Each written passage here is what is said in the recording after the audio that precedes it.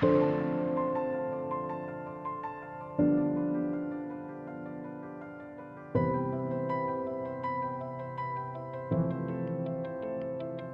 think when it comes to being a successful company, you can take a lot of different forms, and I think the key always comes down to making sure that you're competitive.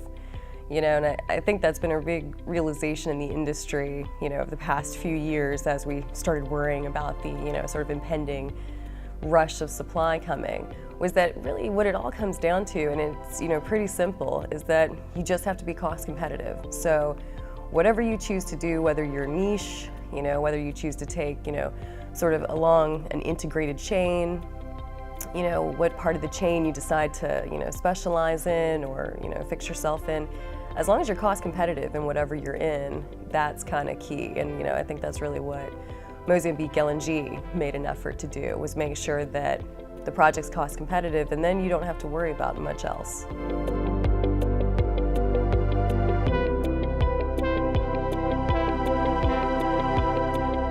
I think it's so interesting when we talk about trading from an LNG perspective, because really it's not even like the trading models that they have now are all that old. Trading is still relatively new in comparison to other commodities for LNG, and how long the evolution will take, I personally think it's going to take quite some time, merely because there is a lot, a long way to go. When we talk trading in LNG, we generally don't mean trading. We mean selling a cargo, a couple months out, and not taking the trading positions that people would think of in oil and gas. And so I do think it'll all take a while. And I think really even trading models today, you'll probably still see them in 10 years. Now you'll see some new models too, and I think that'll be great and interesting. And and then how it develops from there, that'll be, when we hit that inflection point. And I don't think anybody could tell you that.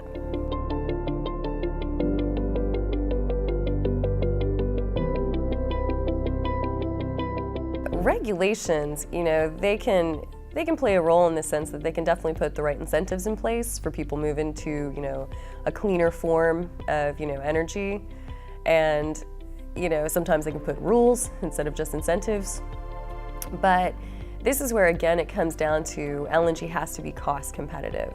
And then we don't need to look to regulations as much. LNG needs to be cost competitive for what it offers, for the fact that this is, pretty much the cleanest, fossil fuel.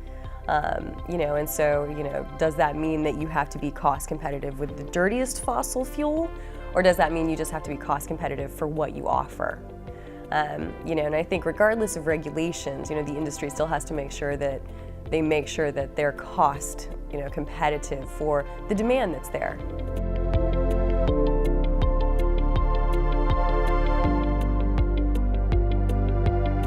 Really nice to have another big conference come to Houston, because you do have, the U.S. has played a funny role in gas and LNG, with the advent of shale, going from being the planned biggest importer to now being, quite a, planned large exporter.